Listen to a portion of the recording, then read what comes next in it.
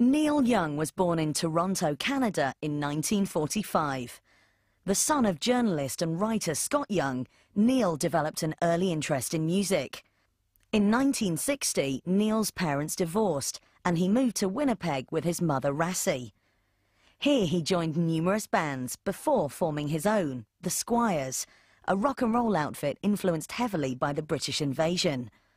After limited success, Young returned to Toronto in 1965 and developed as a songwriter within a growing folk scene. Neil has always acknowledged the formative years growing up and learning music in Canada as a continuing influence on him. Even, for example, when he went back to sort of that grunge thing, in the early 90s, that was as a result of finding a lot of old tapes of bands that he was in from that time and drawing inspiration from it. He grew up at a time when rock and roll in Canada was really, it was sort of two streams. It was the rock and roll influenced by the British invasion that was happening, but there was also this folk stream that had deep roots in Canada. And the whole singer-songwriter thing is very much tied to folk and country music that has for generations been a big part of the Canadian music scene. And Neil drew from both. He was the kid who could go to the community clubs and bang out Farmer John with his big Gretsch guitar on that stage, but he could then the next night go to the 4D Cafe out in Pembina Highway and be listening to folk singers and get up on stage and play folk music.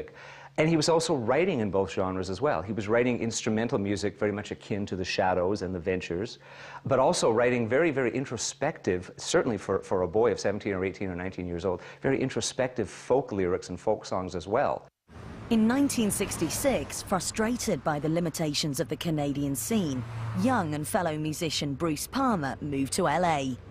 Here, Young was reacquainted with New Yorker Stephen Stills, a folk musician he had befriended the previous year.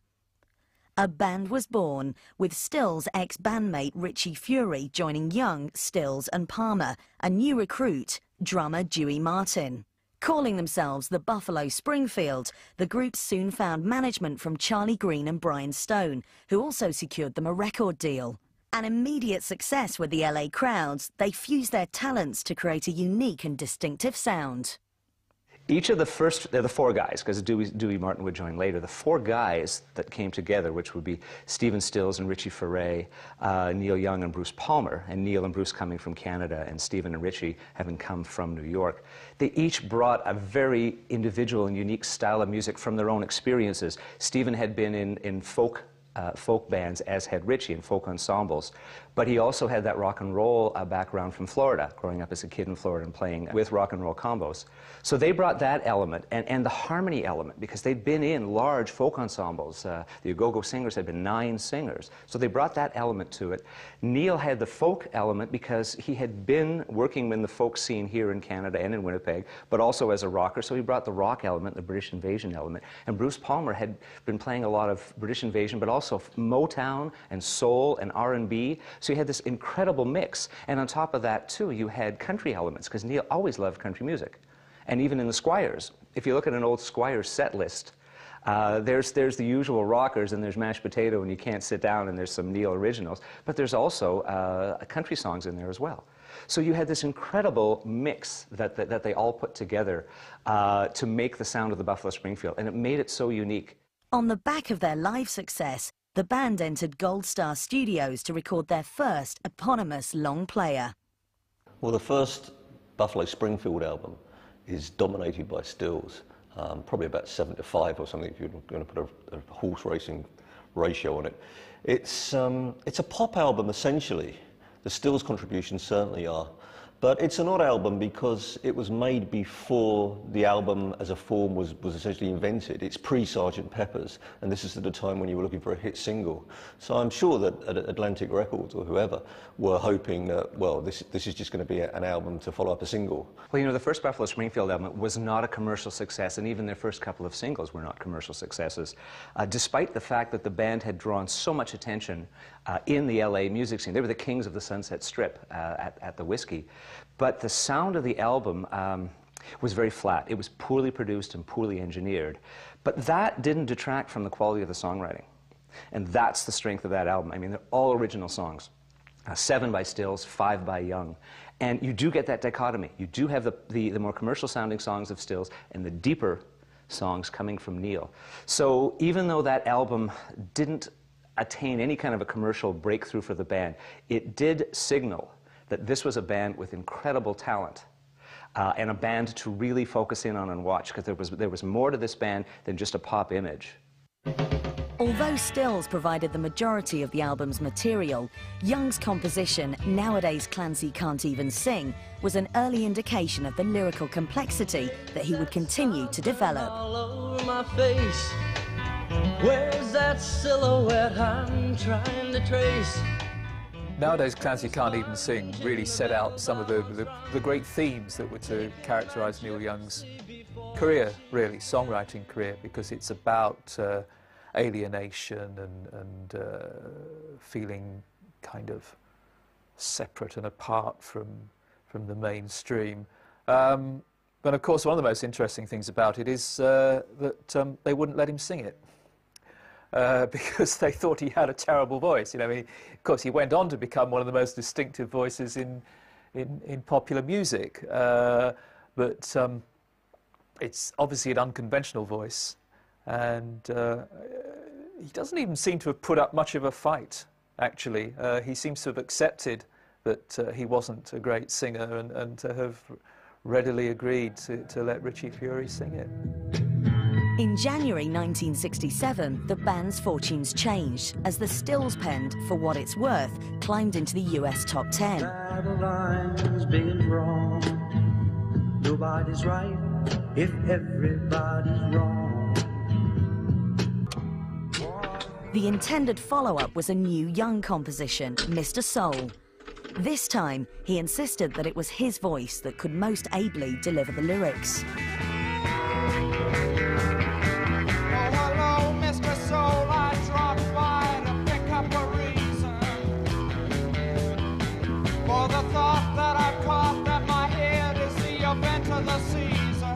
Mr. Soul really shows another of the key Neil Young themes, which is his disaffection with fame and celebrity, which is quite interesting because he wasn't as famous and as much of a celebrity at the time as he was perhaps trying to make out in the song.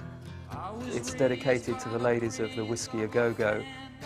And it's probably the first great song in the Neil Young canon. Any girl in the world could have easily known me better. Mr. Soul is Neil's first statement of his own voice and his own character in the band. It's also, if you look at the whole canon of Buffalo Springfield songs, it's the hardest rocking song they ever did. Neil tends to write some of his best stuff when he is frustrated or unhappy, and he was frustrated at the fact that the Buffalo Springfield were not attaining the success that everyone said they were going to have. I mean, in the music world, and all their contemporaries all turned to the Buffalo Springfield as the next big thing, and they should have been. You know, there's no question about it. They should have been up there with the Beatles, the Byrds, and the Beach Boys. But they didn't. Their records didn't sell. And here he was playing the Sunset Strip, playing the Whiskey A Go-Go, and being the center of adulation and attention from all these girls and teeny boppers, yet the band wasn't going anywhere. He was involved in an altercation on the Sunset Strip with police and was arrested and was beaten up. And it was during that time that he was recuperating in hospital that the words to Mr. Soul came to him, and that he wrote it at that time.